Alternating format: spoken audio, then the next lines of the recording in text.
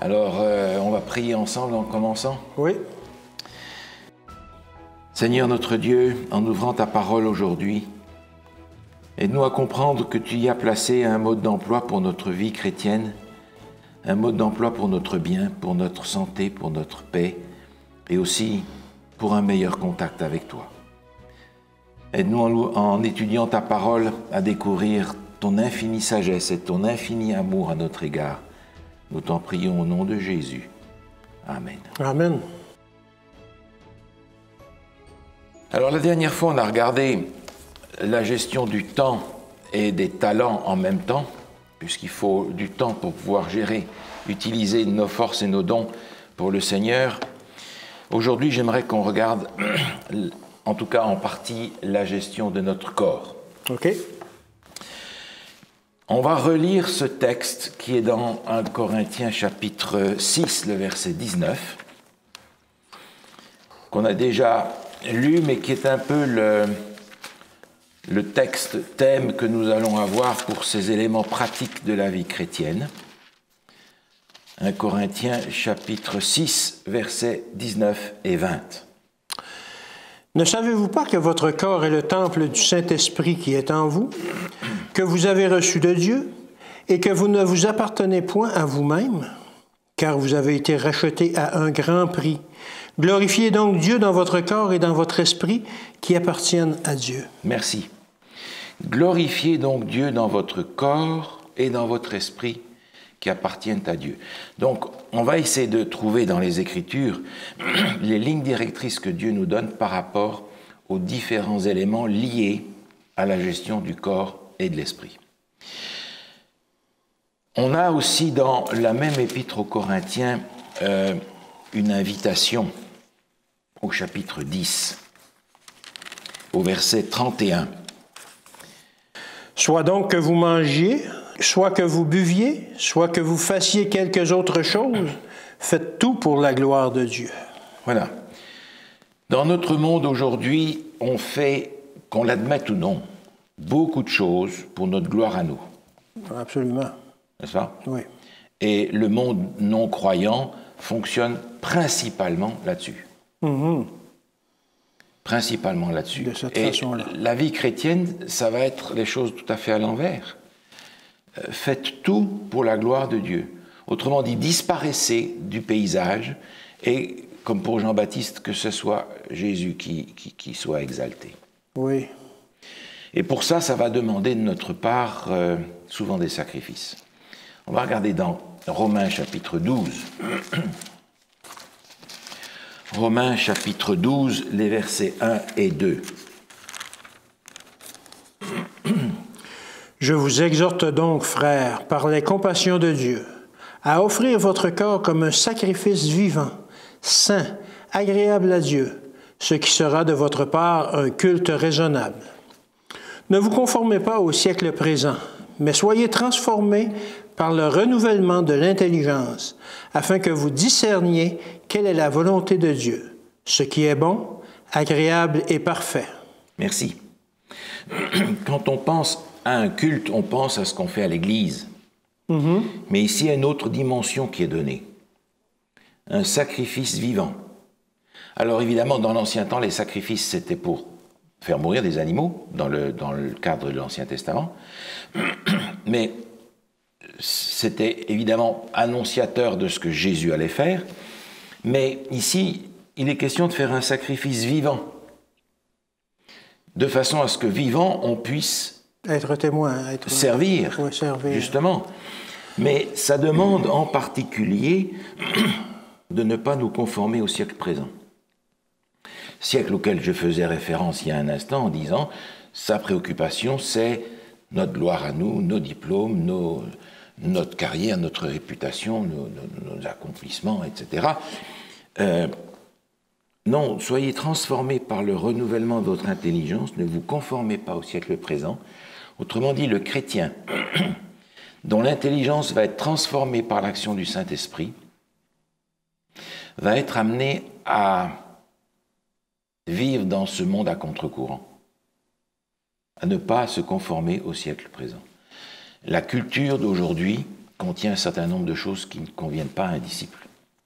Les valeurs d'aujourd'hui ne sont pas toutes des valeurs qui contribuent à la gloire de Dieu. Il va donc falloir qu'à l'intérieur de tout ça, je trouve mon chemin. Inspiré par le Saint-Esprit, renouvelé dans mon intelligence par le Saint-Esprit, et offrant à Dieu un culte, c'est-à-dire un sacrifice, non pas pour mourir, mais pour vivre, dans lequel je peux servir et être collaborateur avec Dieu. Okay. Donc c'est un programme qui n'est pas toujours populaire, qui n'est pas toujours reconnu autour de nous ou apprécié. Et c'est vrai que les disciples du Christ ne sont pas toujours des gens que l'on prend au sérieux. Mais quand on voit les effets et les produits d'une vie transformée, il y en a qui rigolent un peu moins. La façon dont un chrétien va vivre va amener des bénéfices que les autres n'auront pas nécessairement. Ah oui. Encore que nous venons tous avec un bagage qu'il nous faut assumer, mais le Seigneur nous donne un mode d'emploi. Alors on va essayer de le suivre. J'aimerais encore prendre un texte dans l'Épître aux Galates.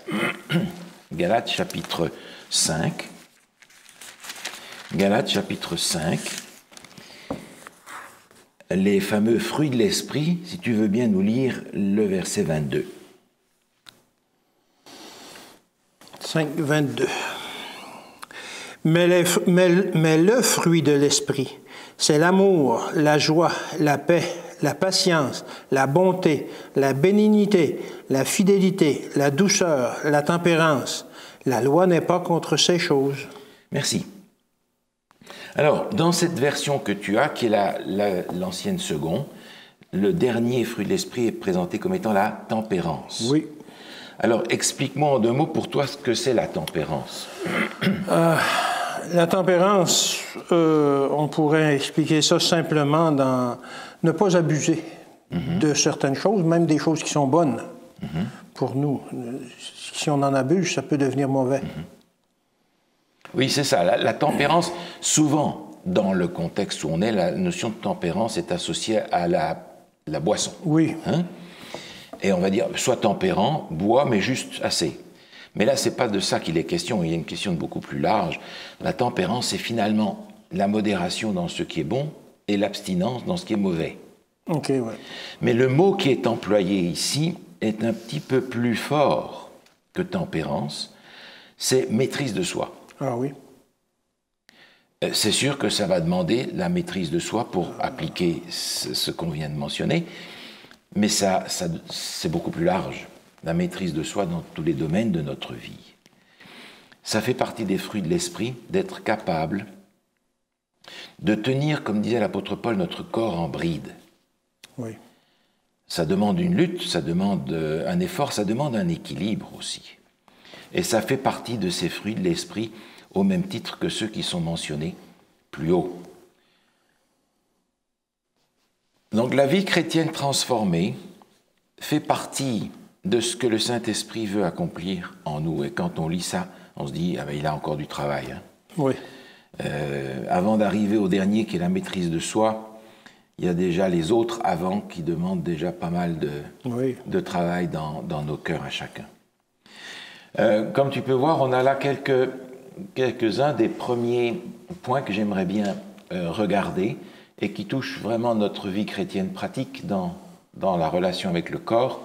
On va commencer avec l'exercice. On va prendre un texte dans Genèse, chapitre 2.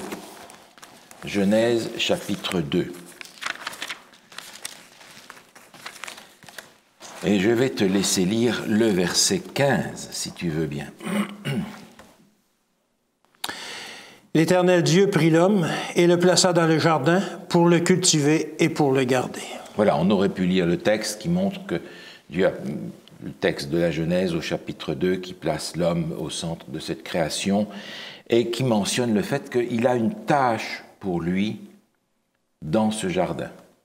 Ce n'est pas le club Méditerranée, mais il l'a donné là pour le cultiver, pour le garder. Bien que ce soit un endroit parfait, il y avait une une tâche, un travail à accomplir dans le Jardin d'Éden. Le travail va devenir pénible après la chute, mais le travail est une bénédiction que Dieu a donnée à l'homme, l'activité qui est nécessaire. Alors évidemment, tant qu'on avait dans une activité généralement physique à l'extérieur, les cultivateurs, les éleveurs, etc., il n'y avait pas besoin de faire de sport. Hein. Ils avaient leur sport inclus pour le même prix. Ouais. Mais on a de moins en moins d'activités de ce genre-là. On est de plus en plus enfermés dans des bureaux, on est de plus en plus devant des machines, des ordinateurs et que sais-je. Et la proportion de la population qui a une activité physique à l'extérieur est de plus en plus petite. Oui. Ce qui veut dire que tous les autres doivent inventer des activités. Oui. Alors on a des gens qui pédalent, qui vont nulle part, on a des gens qui marchent, qui courent, qui arrivent nulle part non plus, et puis il y en a d'autres qui courent autour d'un ballon. Ils soulèvent des gros objets. Ils soulèvent des gros poids, ou bien on donne à 10 personnes un ballon, ils se battent tous pour le même ballon, etc. On a donc fabriqué tout un tas de choses artificielles pour avoir de l'exercice. Oui. Et qui est souvent encore un objet de gloire personnelle avec des gros muscles, etc., qui ne correspond pas nécessairement à l'activité dont on a besoin pour fonctionner tel que Dieu a prévu. Mais c'est sûr que la Bible ne va pas nous donner des programmes d'entraînement pour les gyms, parce qu'il n'y en avait pas besoin. Non. L'apôtre Paul faisait tous ses voyages à pied quand il n'était pas en bateau. Oui. C'est dire qu'il devait avoir des mollets costauds, ainsi que tous les autres. Et même, on n'a pas besoin d'aller chercher très loin. Nos parents, nos grands-parents n'avaient pas besoin de sport parce qu'ils avaient le sport inclus dans leurs activités de toute manière. Oui. Mais l'apôtre Paul donne quand même un conseil dans 2 Thessaloniciens chapitre 3. 2 Thessaloniciens chapitre 3, le verset 10. Car lorsque nous étions chez vous, nous vous disions expressément, si quelqu'un ne veut pas travailler, qu'il ne mange pas non plus. Aussi simple. Aussi simple, c'est ça. Et c'est très pratique. Ça nous dit que le travail est une nécessité, le travail fait partie du plan de Dieu, et Dieu veut que nous développions nos capacités physiques pour que notre capacité mentale demeure aussi. Donc l'exercice fait partie, le travail fait partie du plan de Dieu. Le péché l'a rendu difficile, le temps moderne l'a rendu peut-être plus facile mais malsain, ce qui revient au même, mais le travail, l'activité, la mise en œuvre de nos capacités fait partie du plan de Dieu. Alors évidemment, ensuite de ça, il y a le repos, et le repos fait aussi partie du plan de Dieu. Nous avons parfois, nous, du mal à équilibrer les deux. Il y en a qui se reposent trop, d'autres qui travaillent trop, et de cette façon-là, on n'est toujours pas resté dans le plan de Dieu. Je fais référence, sans qu'on ait besoin d'aller chercher ce texte qu'on a déjà lu plusieurs fois, au 4e commandement. Oui. Souviens-toi du jour du repos pour le sanctifier. Une fois par semaine, un jour qui est consacré à autre chose. Lors de la Révolution française, lorsque ces gens ont jeté à la poubelle le roi, l'Église, la Bible, Dieu et tout en même temps, tout dans le même sac à la poubelle, ils ont dit, mais finalement, cette histoire de semaine en 7 jours, là, c'est encore une histoire d'église. On va faire une semaine de 10 jours. Une décade. Voilà, ils ont tout organisé, là, comme ça. Et ça n'a pas tenu longtemps parce que ça ne marchait pas. Les gens tombaient malades, ça ne fonctionnait pas. Malgré eux, ils sont revenus à 7 jours. 7 jours. Et Dieu sait pourquoi il a fait ça. C'est sûr qu'on a des mesures astronomiques pour l'année, le tour de la Terre autour du Soleil, on a le mois, la Lune, à plus ou moins, le jour aussi, parce que c'est une révolution, mais la semaine, t'as rien dans les astres qui justifie la semaine. Rien du tout. Si ce n'est les Écritures, la création de Dieu. Alors, si tu veux vraiment changer ça, ben tu as des problèmes. Donc le repos du sabbat, fait partie de ce que Dieu a donné pour que l'homme soit le plus efficace, tel qu'il a été conçu. On a vu aussi la dernière fois ce texte qu'on n'a pas besoin de relire dans le psaume 127, où le psalmiste dit « Mais arrêtez de travailler jour et nuit, Dieu en donne autant à ses enfants pendant leur sommeil. » Donc nous avons besoin du sommeil. Nous avons besoin du sommeil, nous avons besoin d'un bon sommeil. Et tu sais très bien que quand on a travaillé fort physiquement la journée, on dort mieux que si on a travaillé pendant toute une journée devant un ordinateur. Exactement. Oui. Donc ça, ces choses vont en fait ensemble, et le repos est aussi quelque chose dont nous avons besoin dans plusieurs dimensions. Non seulement dans la dimension physique, parce qu'on a travaillé toute une journée dehors, on a besoin de donner du repos à notre corps, mais on a aussi besoin de donner du repos à notre mental. Le repos intellectuel, le repos émotionnel, le repos spirituel, ce sont des différentes dimensions du repos que Dieu a pourvues. Le sabbat répond à plusieurs de ses besoins. Oui. Le repos de la nuit répond à plusieurs de ses besoins. Mais on a aussi le repos dans le sens spirituel.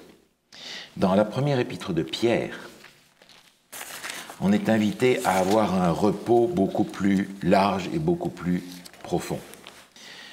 Première épître de Pierre, au chapitre 5,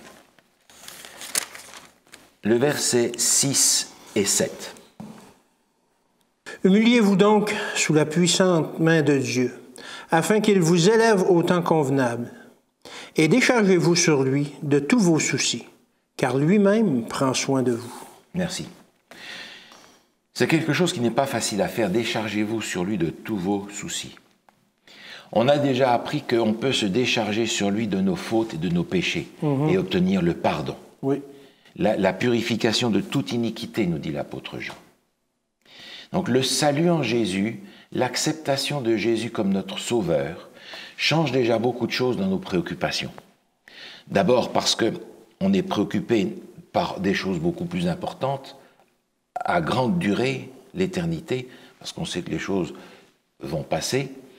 On est préoccupé aussi de choses différentes parce qu'on sait que le Seigneur Jésus prend sur lui nos fautes, il s'est chargé de nos infirmités, de nos péchés, et par conséquent, on peut avoir la paix avec Dieu et ne pas crouler sous la culpabilité en réalisant à quel point nous sommes déchus.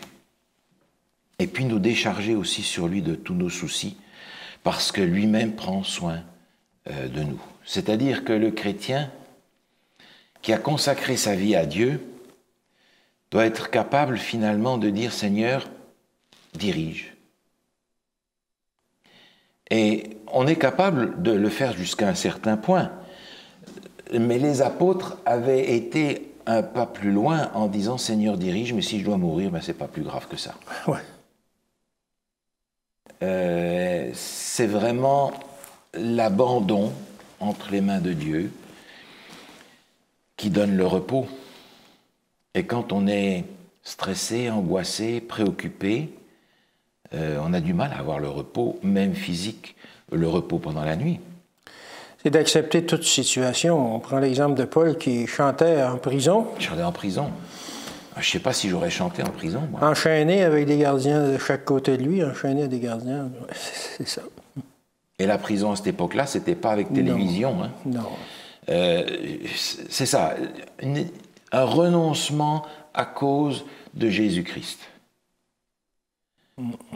Aujourd'hui, nous avons beaucoup plus de facilité, beaucoup plus de matériel auquel on s'accroche, finalement, sur lequel on s'appuie pour avoir une vie plus simple et plus facile.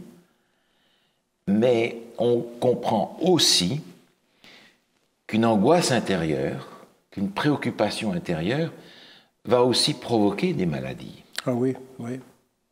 Donc le corps et l'esprit vont être intimement liés l'un à l'autre et avoir des répercussions l'un sur l'autre. Et ça demande beaucoup de renoncement dans le sens que toute notre vie, on nous enseigne que on peut tout, on a le contrôle de notre vie, etc., etc., mais la Bible nous dit, non, Donne-moi le contrôle. Oui, c'est ça. Je m'occupe de tout ça. Oui. Arrête de t'en faire. C'est difficile. Alors, c'est plus facile pour certains que pour d'autres. Oui, c'est sûr. Mais appliquer ce texte-là, se remettre de cette façon entre les mains de Dieu, demande pour nous un effort, l'effort de la foi, le travail de la foi. Oui, c'est ça. En disant, même si je dois partir, eh bien, je partirai. Mais c'est sans doute pas avec joie, mais surtout pour ceux qui nous entourent, bien entendu. Mais arriver à ce renoncement-là, c'est une expression d'une foi toujours plus profonde. Dans l'épître aux Philippiens, on a aussi un conseil de ce genre. Philippiens 4, versets 4 à 7. Réjouissez-vous toujours dans le Seigneur. Je le répète, réjouissez-vous. Que votre douceur soit connue de tous les hommes. Le Seigneur est proche. Ne vous inquiétez de rien, mais en toute chose faites connaître vos besoins à Dieu par des prières et des supplications, avec des actions de grâce, et la paix de Dieu, qui surpasse toute intelligence, gardera vos cœurs et vos pensées en Jésus-Christ. C'est extraordinaire. Oui. Il n'y a plus qu'à le faire. C'est ça. Ne vous inquiétez de rien. Ouais. Alors là, c'est un texte pour moi, comme pour beaucoup d'entre nous. Laissez à Dieu la direction, et avec action de grâce. En plus. En plus, il est arrivé telle catastrophe, eh bien, merci Seigneur, il y a sûrement quelque chose pour moi là derrière. Ça demande de notre part cet abandon à Dieu, et c'est en réalité ce qui permet de faire ce qui est dit au verset 4. Et il insiste, réjouissez-vous toujours. Je le répète. Réjouissez-vous toujours. Et nous n'arrivons pas à nous réjouir précisément parce qu'on n'arrive pas à faire ce qui vient après. Oui, c'est ça. Ça, c'est cette notion de repos plus complet, plus grand, auquel le Seigneur nous appelle aussi. Les différentes dimensions de notre être qui ont aussi besoin du repos. Dans le livre des Proverbes, au chapitre 3, on a ce lien entre le corps et l'esprit. Proverbes, chapitre 3, les versets 5 à 8. Confie-toi en l'Éternel de tout ton cœur et ne t'appuie pas sur ta sagesse. Reconnais-le dans toutes tes voies et il aplanira tes sentiers. Ne sois point sage à tes propres yeux, crains l'Éternel et détourne-toi du mal. Ce sera la santé pour tes muscles et un rafraîchissement pour tes os. Merci. Confie-toi en l'Éternel de tout ton cœur. Résultat, rafraîchissement pour tes os, santé pour tes muscles. On pourrait dire, tu ne seras pas malade. Tu vas éloigner la maladie. Oui.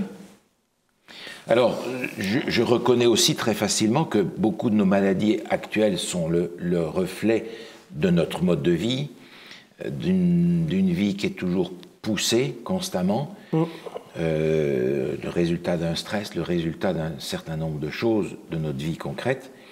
Mais l'objectif vers lequel on est invité à tendre, c'est « Confie-toi en l'Éternel de tout ton cœur, pas sur ta sagesse, Ouais. et tu seras en meilleure santé. » C'est un programme pour lequel on a besoin de demander l'aide du Seigneur, sans aucun doute. Oui, oui, absolument. Et la maîtrise de soi dont on parlait tout à l'heure dans les fruits de l'esprit, ou le fruit de l'esprit, avec les différents quartiers de cette orange. C'est ça, oui. Voilà. Un dernier texte en rapport avec le repos, c'est l'exemple que Jésus a donné à ses disciples dans l'Évangile selon Marc, au chapitre 6. Évangile selon Marc, au chapitre 6.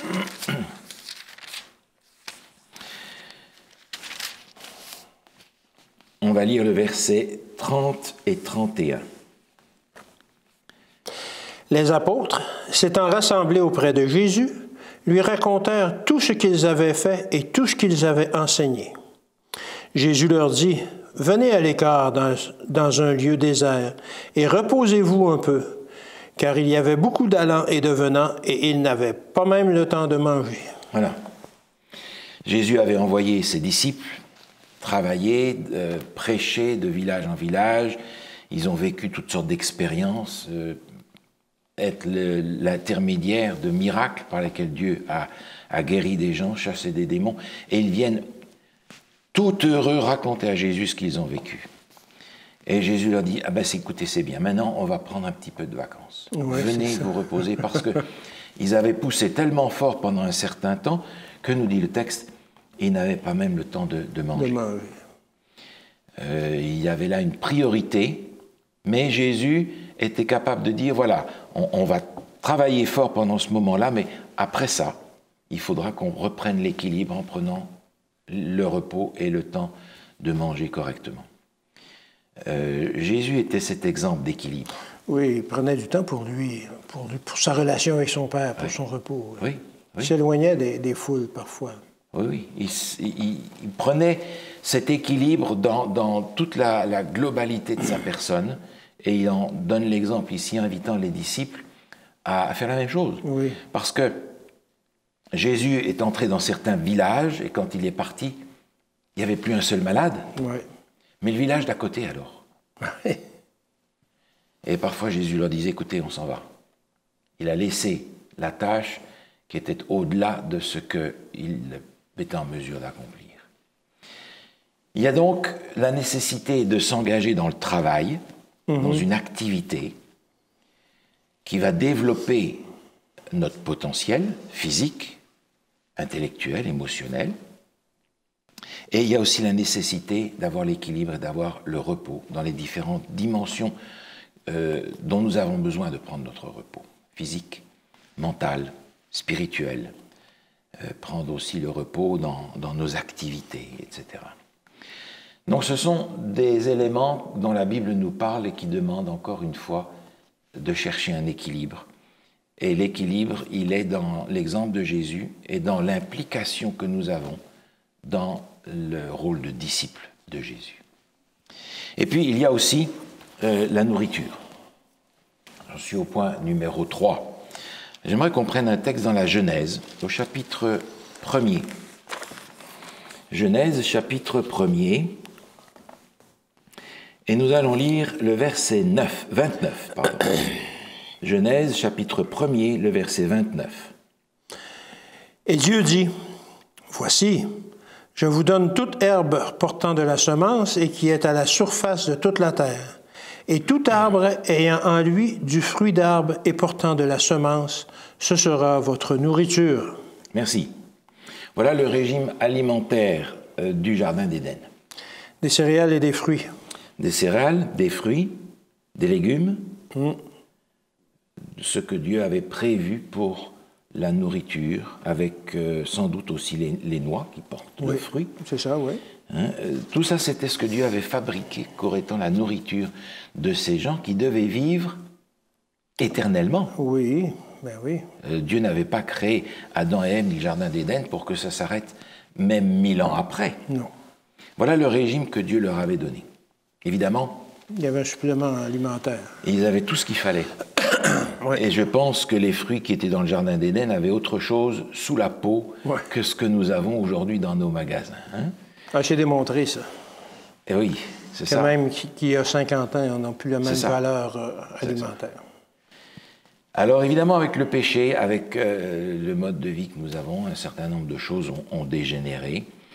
Et la Bible parle en particulier du moment où la viande est rentrée dans l'alimentation de l'être humain. Et c'est rentré assez rapidement en rapport avec le déluge. On va prendre le texte qui se trouve dans Genèse, un peu plus loin, au chapitre 9. Et on va prendre les différents textes qui sont reliés avec le déluge pour comprendre ce qui se passe.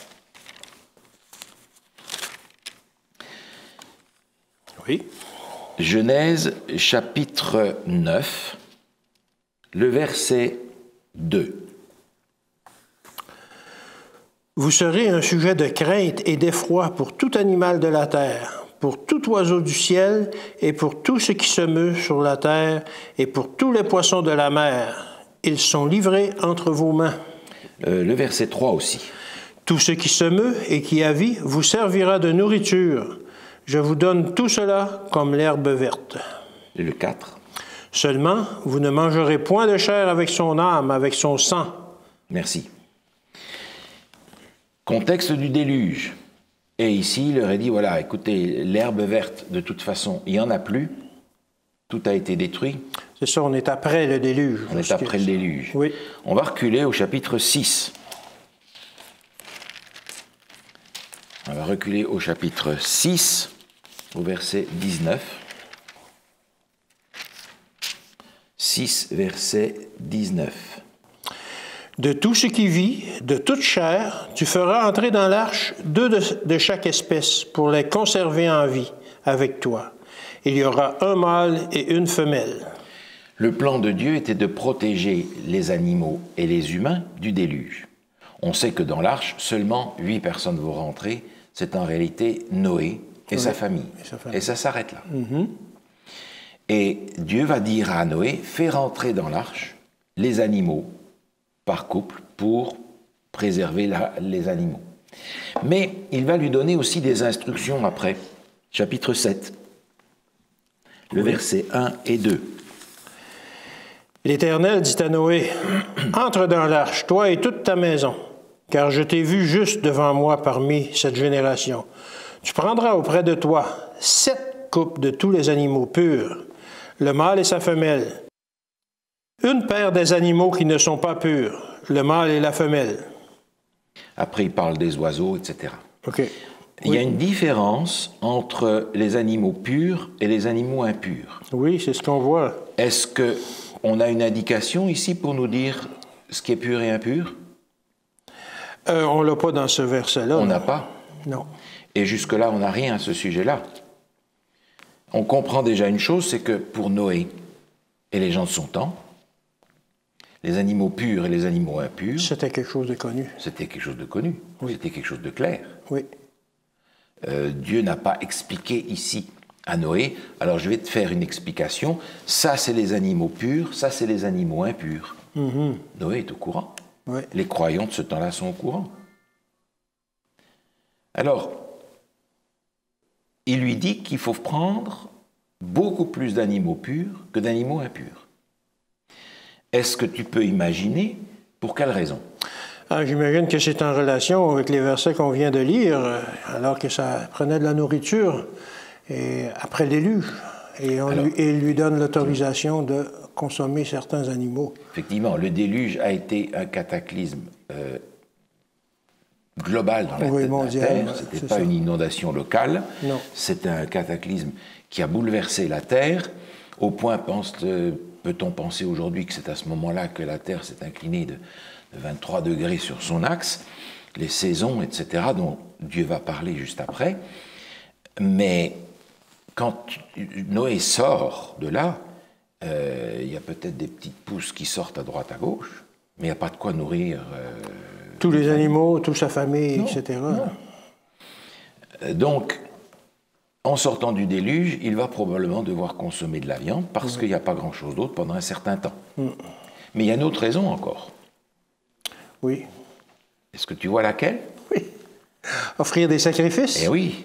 Les sacrifices sont toujours des sacrifices d'animaux purs. N'est-ce pas?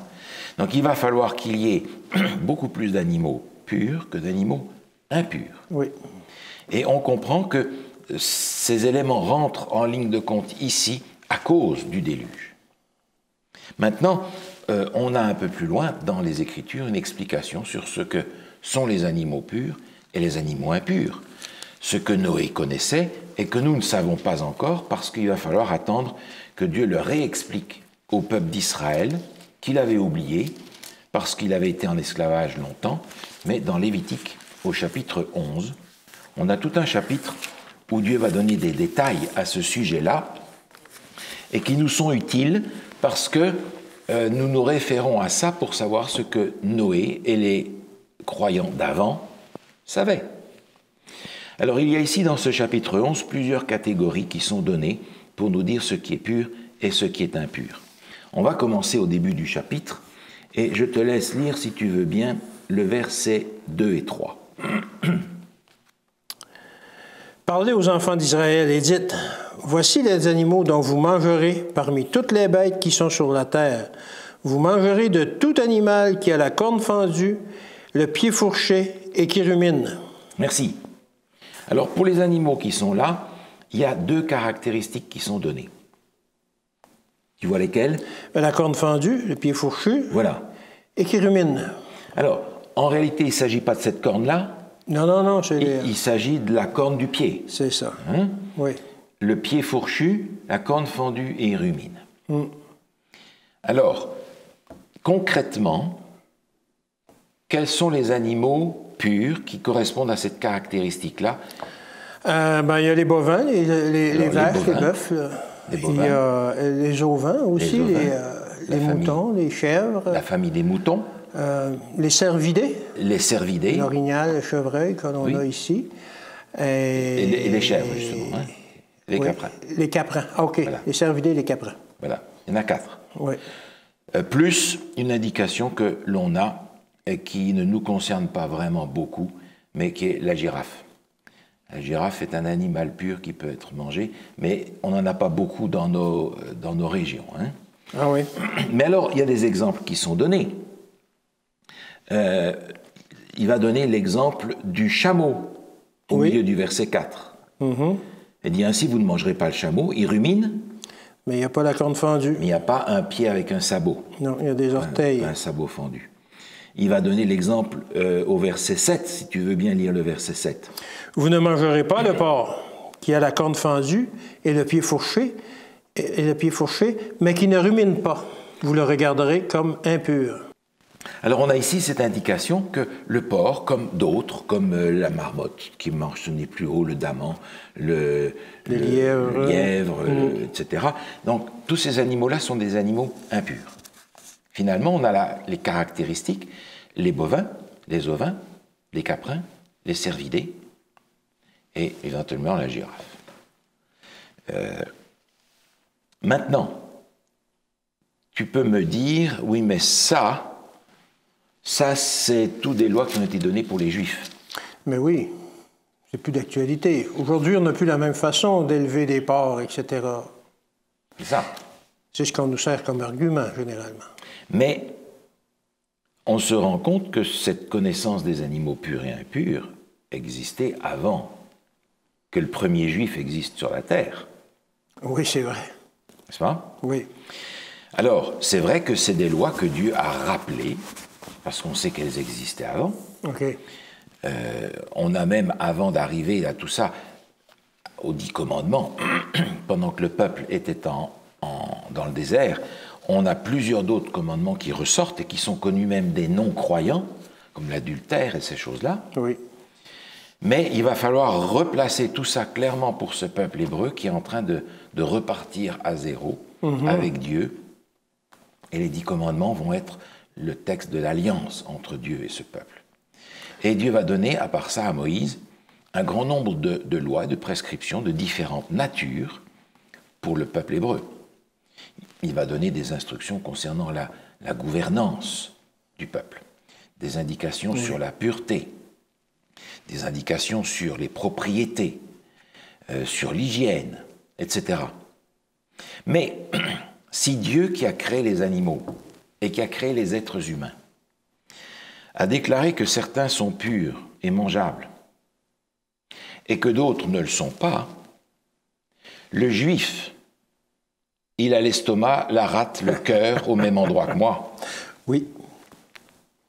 Même si ce sont des choses qui ont été rappelées parce que ces gens l'avaient oublié, les êtres humains, même quelle que soit leur couleur, leur origine, ils ont tous le cœur, la rate, les reins, les intestins et tout au même endroit. Digèrent de la même façon. Et fonctionnent de la même manière. Oui. Par conséquent, même s'il y a dans les lois qui ne sont pas inclus dans les 10 commandements des prescriptions utiles à garder notre santé, je pense qu'il est approprié d'en tenir compte. On verra un petit peu plus tard que Dieu va donner des indications supplémentaires pour nous faire comprendre à quel point ces prescriptions sont utiles et nécessaires. Mais pour le moment, on en reste avec ce qu'on lit ici. OK. Donc, ces catégories des animaux sont pures, les 4 qu'on a mentionnés. Ensuite, on va arriver à la deuxième catégorie, au verset 9, si tu veux bien lire le verset 9. Voici les animaux dont vous mangerez parmi tous ceux qui sont dans les eaux. Vous mangerez tous ceux qui ont des nageoires et des écailles et qui sont dans les eaux, soit dans les mers, soit dans les rivières. Merci. Alors là encore, on a des caractéristiques par rapport aux animaux qui sont dans l'eau, par lesquels on va reconnaître ce qui est pur et ce qui est impur. Quelles caractéristiques nous sont données ici? Avoir des nageoires. Des nageoires. Et des écailles. Et des écailles. J'imagine qu'on parle des écailles comme on voit sur des poissons, des petites écailles. Oui, c'est ça. On pourrait penser que les homards ont des écailles, les huîtres ont des écailles, mais c'est pas de ces écailles-là. Non, non. C'est pas de... Non, ça, c'est des coquilles, des etc. Des coquilles, oui, c'est ça. Mais là, il est question des nageoires et des écailles. Finalement, on va restreindre à ce qui est pur dans les eaux, à ce qu'on va appeler strictement des poissons. Oui. Parce que dans l'eau, il y a toutes sortes d'animaux qui ressemblent à des poissons. Oui. Les baleines, les dauphins, les requins, mais ce sont des mammifères en réalité. Mm-hmm. Ils ont des nageoires, mais ils n'ont pas d'écailles. Ils n'ont pas d'écailles. C'est une peau, ouais. N'est-ce pas? Et on remarque que dans ce texte sont exclus tout ce qu'on va appeler des fruits de mer. Oui, des fruits de mer, exactement. Tous les autres animaux qui sont dans la mer, dans l'eau, sont exclus de ça. Seulement les poissons, écailles, nageoires. Donc c'est très clair. C'est simple. C'est simple. Tout le reste, c'est impur. Oui.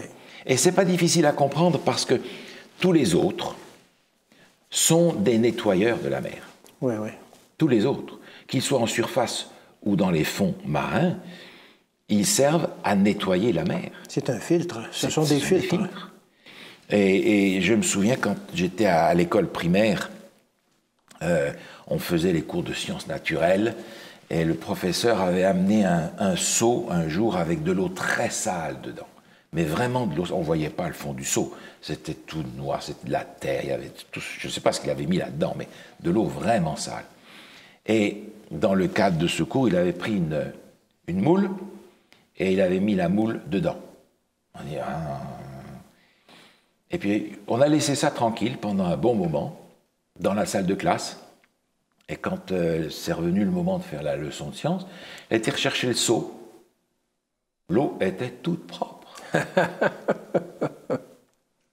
L'eau était toute propre. La moule avait fait son travail. La moule avait bien mangé. Oui. Elle avait fait son travail et de là, il nous a expliqué le fonctionnement de ces coquillages qui sont en fait des nettoyeurs qui relancent de l'eau épurée dans un sens. Et nous, on mange ça. Oui, c'est ça. On va dans la poubelle se nourrir de ce qu'il y a dans la poubelle de la mer. Oui, c'est ça. Alors, les indications concernant les poissons, en tout cas les animaux qui sont dans l'eau, est simple et clair. Tous les fruits de mer, tout ce qui sert à nettoyer la mer est exclu de cette catégorie des animaux purs qui ne doivent avoir que nageoires et écailles. On va maintenant passer à une catégorie un petit peu différente, la catégorie suivante, au verset 13. Et je vais te laisser lire jusqu'au verset 19. Voici, parmi les oiseaux, ceux que vous aurez en abomination et dont on ne mangera pas. L'aigle, l'orfraie, l'aigle de mer, le milan, l'autour et ce qui est de son espèce. Le corbeau et toutes ses espèces, l'autruche, le hibou, la mouette, l'épervier et ce qui est de son espèce. Le chat-huant, le plongeon et la chouette, le cygne, le pélican et le cormoran, la cigogne, le héron et ce qui est de son espèce, la huppe et la chauve-souris. Merci. Contrairement aux deux catégories précédentes, on n'a pas ici des caractéristiques qui nous permettent d'identifier une catégorie ou l'autre. On a en réalité une liste de familles d'oiseaux, OK, oui. parce qu'il nous est dit à plusieurs reprises « et leur espèce ». Donc, tous ces animaux qui sont mentionnés là constituent des familles d'animaux qui sont les animaux, les oiseaux impurs. Alors, ces animaux-là, on ne va pas les manger, ni ceux de leur espèce. Et il y a encore une autre chose qu'on ne peut pas manger de ces animaux-là. Le dernier, qui n'est pas un oiseau, selon la classification qu'on fait aujourd'hui. Oui. La chauve-souris. Alors, la chauve-souris, effectivement. Et puis quoi encore? Par rapport à ces oiseaux, qu'est-ce qu'il y a qu'on ne peut pas manger? Il n'y a rien qui m'a frappé d'autre. Si je ne peux pas manger les oiseaux qui sont là, ni les oiseaux de leur espèce, il y a aussi une chose que je ne peux pas manger. Leurs œufs. Ah, leurs œufs, oui. Absolument, oui. Leurs œufs. Oui, oui. Alors, je sais que tu as des poules, merci pour les bons œufs que tu nous donnes. Mais il y a là une liste d'animaux, d'oiseaux, qui ont tous des œufs, quand ils sont des oiseaux, véritablement, oui. Mais qu'on ne peut pas manger parce que la liste ici nous dit que ce sont des animaux impurs. C'est ça? Finalement, les oiseaux qu'on peut manger, c'est finalement celle du poulailler, les poules, les coqs. Les canards sont dans la famille des cygnes, donc c'est pas non plus un animal pur, et son espèce, etc. Donc les cailles, les petits oiseaux, tous ces petits oiseaux, tous les petits, les moineaux, tous ces petits oiseaux-là, mais on n'a pas grand-chose à manger. Hein, ce sont ces oiseaux-là qui ne sont pas dans la liste ici, les passereaux par exemple, etc. Donc parmi les oiseaux, il n'y a pas grand-chose. Il y a les poules, les dindes, et ça se limite facilement à ça. C'est pas? Oui. Et on voit que Dieu va donner des cailles à manger au peuple. Oui, c'est vrai. Donc c'est ces petits oiseaux-là qui sont mangeables. Maintenant, on va passer à une autre catégorie. Au verset 20, il est question ici d'un certain nombre d'insectes. 20 et 21. Vous aurez en abomination tout reptile qui vole et qui marche sur 4 pieds. Mais parmi tous les reptiles qui volent et qui marchent sur 4 pieds, vous mangerez ceux qui ont des jambes au-dessus de leurs pieds pour sauter sur la terre. Alors, comment on appelle, nous, ceux qui ont 4 pieds et des jambes au-dessus pour sauter? Bien, on arrive dans le domaine des insectes. Oui. Des sauterelles. Oui. Alors, le texte nous dit des reptiles, en faisant référence non pas à ce que nous appelons des reptiles, mais des animaux qui courent sur la terre. Des petites bêtes qui courent sur la terre. On remarque ici que les insectes qui ont 6 pattes ne sont pas inclus. Aucun de ces insectes qui ont 6 pattes ne sont inclus. Il y a seulement et uniquement ceux qu'on va appeler des sauterelles. Et je ne sais pas combien de sauterelles tu as envie de manger pour faire un repas. Je pense qu'à cette époque, les sauterelles étaient plus charnues qu'aujourd'hui. Mais c'est dans toutes ces petites bêtes qui courent par terre, les seules qui sont mangeables. Les cuisses, non pas de grenouilles, mais de sauterelles. Les grenouilles ne sont pas inclus non plus là-dedans. On a ensuite une autre catégorie, et je vais te laisser lire cette catégorie-là, toujours dans Lévitique chapitre 11, le verset 29 et 30. Voici parmi les animaux qui rampent sur la terre ceux que vous regarderez comme impurs, la taupe, la souris et le lézard selon leur espèce, le hérisson, la grenouille, la tortue, le limaçon et le caméléon. Merci. Voilà une autre catégorie d'animaux pour lesquels on n'a pas des précisions par rapport à des caractéristiques, mais finalement on a ici ces familles d'animaux qui ne sont tout simplement pas des animaux purs.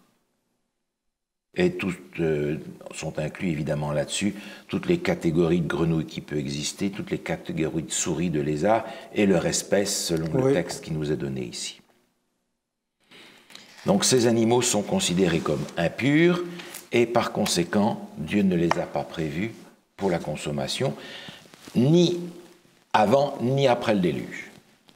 La dernière caractéristique, elle est au verset 41 de ce même chapitre, Lévitique chapitre 11, verset 41.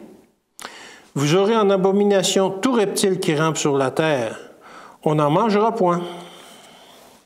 Ça, c'est très simple. Tout ce qui est reptile de toute espèce, c'est impur. Tout ce que l'on connaît comme reptile aujourd'hui, selon la classification moderne. Et Dieu va associer ça à quelque chose de large. Regarde le verset 44. « Car je suis l'Éternel, votre Dieu. Vous vous sanctifierez et vous serez saints, car je suis saint. Et vous ne vous rendrez point impurs par tous ces reptiles qui rampent sur la terre. » Merci. Autrement dit, Dieu considère que manger ces animaux impurs nous rend impurs. Et pas seulement d'une manière cérémonielle ou spirituelle, nous rend impurs d'une manière physique. Ah oui. Parce que Dieu dit, vous allez être saints, moi je suis saint, si vous m'appartenez, on doit développer justement, nous, êtres humains, cette sainteté, cette purification. Dieu veut que nous soyons des êtres purs dans notre corps aussi. Mm-hmm. Et il y a ici les caractéristiques de ces viandes qui sont des viandes impures. Finalement, quand on y réfléchit, les viandes pures sont en vraiment petit nombre. Oui. Vraiment petit nombre. Ça se limite généralement à ce qu'on peut élever, ce qu'on élève aujourd'hui dans les caractéristiques qui sont données ici et qui permettent, qui sont permis de manger. En se souvenant d'ailleurs que Dieu a permis l'utilisation de ces viandes au moment du déluge. Oui.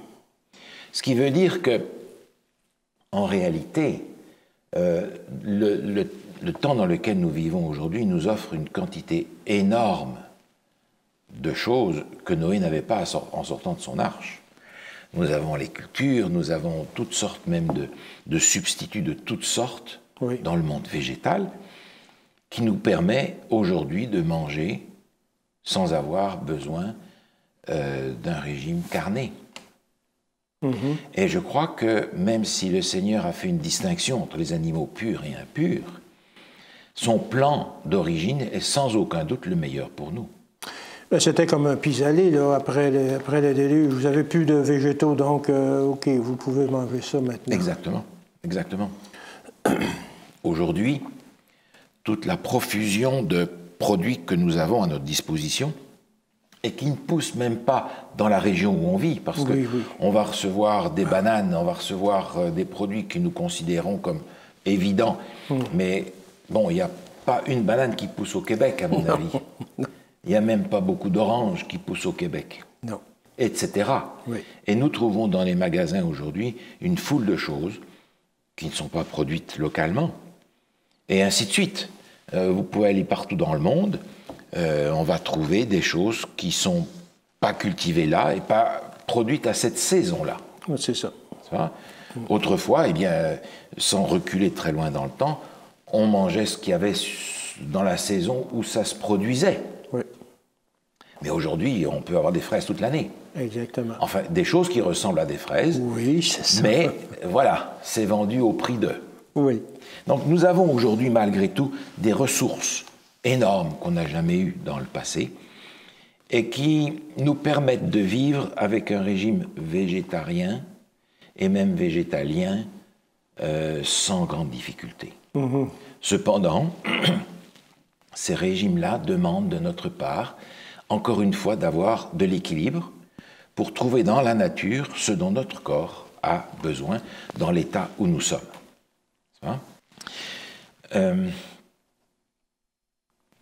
Il y avait une prescription qui a été donnée aussi dans le livre de la Genèse par rapport au sang. On avait lu cela, mais on va regarder la même prescription dans le Nouveau Testament. Ah oui, OK. Dans le livre des Actes, au chapitre 15, nous avons là le récit du premier concile chrétien, le concile de Jérusalem, qui a rassemblé des délégués des différentes églises et ils ont discuté de différentes choses dans les relations entre les Juifs et les chrétiens d'origine païenne. Et on va lire pour commencer le verset 20. Oui. On va lire peut-être 19 et 20, comme ça on aura la phrase en entier. C'est pourquoi je suis d'avis qu'on ne crée pas de difficulté à ceux des païens qui se convertissent à Dieu, mais qu'on leur écrive de s'abstenir des souillures des idoles, de l'impudicité, des animaux étouffés et du sang. Merci. À la fin de cette lettre, le verset 28 et 29 reprend ces éléments comme pour insister sur cette prescription d'ordre pratique. Tu veux bien nous lire le verset 28 et 29 qui est la fin de la lettre que les apôtres vont envoyer. « Car il a paru bon au Saint-Esprit et à nous de ne vous imposer d'autre charge que ce qui est nécessaire, savoir de vous abstenir des viandes sacrifiées aux idoles, du sang, des animaux étouffés et de l'impudicité, choses contre lesquelles vous trouverez bien de vous tenir en garde. » Merci. Alors, cette indication d'ordre pratique alimentaire est répétée ici, et il est dit aussi de se préserver de ne pas manger du sang. Du sang, oui. Et à la limite, on n'a pas besoin d'être très instruit pour comprendre que le sang est porteur de tout ce qu'il y a de mauvais aussi. Oui, les germes. Et par conséquent, c'est pas nécessairement une bonne idée. Ça ressemble un peu à manger les fruits de mer. Le sang véhicule effectivement ce qui est bon, mais il véhicule aussi ce qui est mauvais. Et se nourrir de ce qui est mauvais dans les animaux est sans aucun doute pas une très bonne idée. C'est ce qu'il rappelle ici. Et il y a aussi la distinction, bien entendu, entre les animaux purs et impurs demeure encore. On va regarder dans le livre des Actes au chapitre 10. Actes, chapitre 10. Et je vais te laisser lire, si tu veux bien, les versets 9 à 16. Le lendemain, comme ils étaient en route et qu'ils s'approchaient de la ville, Pierre monta sur le toit vers la 6e heure pour prier. Il eut faim et il voulut manger. Pendant qu'on lui préparait à manger, il tomba en extase. Il vit le ciel ouvert et un objet semblable à une grande nappe attachée par les 4 coins qui descendait et s'abaissait vers la terre, et où se trouvaient tous les quadrupèdes et les reptiles de la terre et les oiseaux du ciel. Et une voix lui dit, « Lève-toi, Pierre, tue et mange. » Mais Pierre dit, « Non, Seigneur, car je n'ai jamais rien mangé de souillé ni d'impur. » Et pour la seconde fois, la voix se fit encore entendre à lui, « Ce que Dieu a déclaré pur, ne le regarde pas comme souillé. » Cela arriva jusqu'à 3 fois, et aussitôt après, l'objet fut retiré dans le ciel. Merci. Ce texte est utilisé souvent dans le Nouveau Testament pour expliquer le fait que les prescriptions entre les viandes pures et impures sont tombées dans le Nouveau Testament. Alors ici, il faut qu'on regarde un petit peu ce texte dans son contexte. Tout d'abord, Pierre, ici, a une vision, et on remarque que tout ce qui apparaît dans la nappe sont des animaux impurs. Oui. N'est-ce pas? Et on lui dit, tue et mange. Quelle est la réaction de Pierre? Eh non, je n'ai jamais mangé rien d'impur, je ne mangerai pas ça. Oui, mais on est des années après la croix ici. Oui.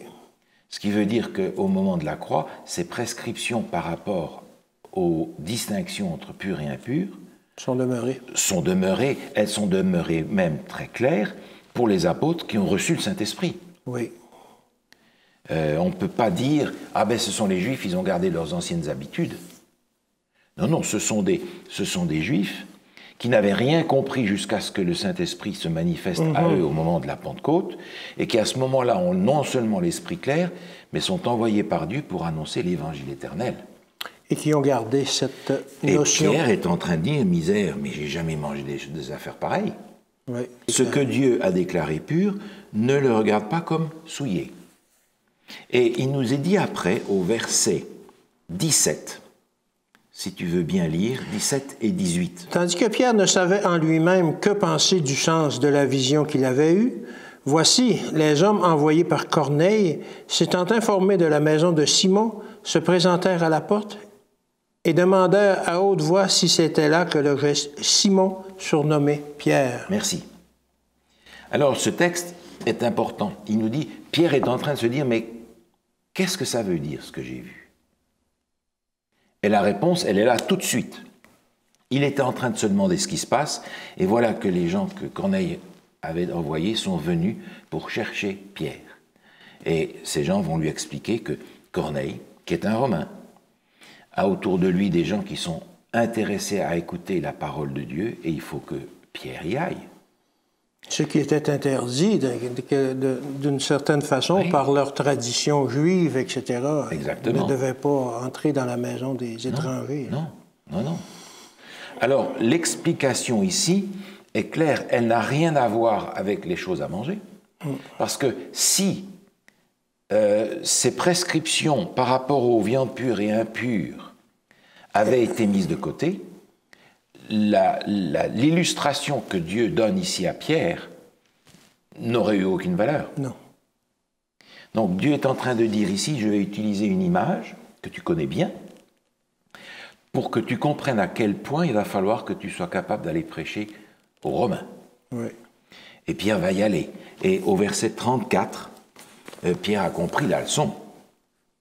Oui. Versets 34 et 35. Alors Pierre, ouvrant la bouche, dit, « En vérité, je reconnais que Dieu ne fait point exception de personne, mais qu'en toute nation, celui qui le craint et qui pratique la justice lui est agréable. » Merci. Il s'est rendu compte que ça s'adressait aux gens et non pas aux...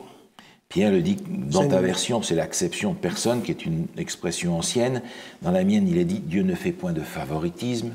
Dieu n'a pas choisi une catégorie de gens pour les sauver, et puis les autres, c'est perdu. Il veut sauver tout le monde, de toutes les nations, tous ceux qui le reçoivent. Il avait compris que la vision qu'il venait d'avoir était en rapport avec les événements qui sont arrivés juste après, où des Romains lui ont demandé « Viens nous annoncer l'évangile de Jésus-Christ ». C'est ça. Gros dilemme pour Pierre. Ben oui. D'ailleurs, quand on lit la suite du chapitre, les gens qui n'avaient pas été touchés par Dieu de la manière dont Pierre l'avait été, ont posé des questions à Pierre. Et on a dit, mais qu'est-ce que tu as fait? Ouais, c'est ça. Et voyant que Dieu donnait son esprit à ces Romains convertis, Pierre leur a dit, mais si Dieu donne son esprit comme il l'a donné à nous, qui suis-je pour m'opposer à ce que Dieu me demande de faire? C'est ça. Cette histoire, en fait, ne peut être utilisée en aucune manière pour dire que dans le Nouveau Testament, il n'y a plus de distinction entre pur et impur, Oui, oui. en ce qui concerne l'alimentation. Si c'était le cas, l'illustration n'aurait aucune valeur, il aurait fallu que Dieu trouve autre chose pour enseigner cette leçon-là à Pierre et aux apôtres. Il y a donc dans la parole de Dieu des indications par rapport à l'alimentation, en particulier ici par rapport aux viandes, parce qu'il est évident que dans les différentes cultures, dans les différentes époques, on ne se nourrit pas de la même manière. Non. On se nourrit en fonction de ce que généralement on a là où on vit, mais par conséquent, les prescriptions vont varier. Et Dieu nous a donné l'objectif idéal, qu'on a vu dans Genèse, et il nous a dit pour les viandes, attention, seulement quelques-unes sont accessibles, mais aujourd'hui, le monde nous offre tellement de produits végétaux que la viande n'est pas nécessairement une option à considérer. Sans aucun doute, un bon nombre de nos contemporains vivent avec un régime carné, et ça prend un certain temps pour s'ajuster à une transformation de notre alimentation. Il n'est jamais bon et approprié de faire une transition brutale dans des habitudes. Il faut que notre corps s'habitue peu à peu.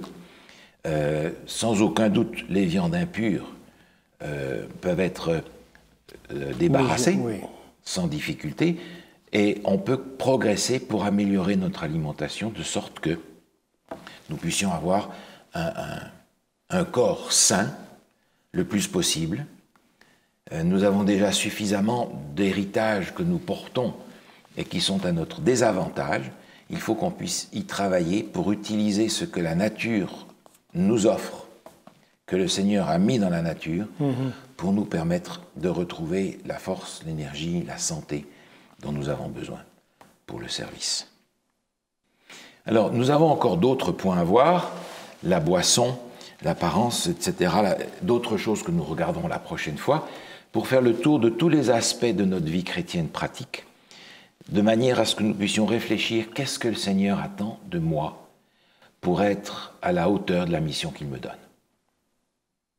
On prie ensemble? Oui. Je te laisse prier pour finir. Bon, tendre Père Céleste, on te remercie pour ces découvertes, ces choses que tu nous as enseignées dès le début, ces choses qui sont bonnes pour notre corps, que l'on peut consommer, Seigneur. Seigneur, donne-nous assez de foi pour faire la transition si besoin est, afin que nous puissions être en bonne santé, Seigneur, et que nous puissions consacrer nos énergies pour ton service. C'est au nom, par les mérites de ton Fils qu'on te demande ces choses. Amen. Amen.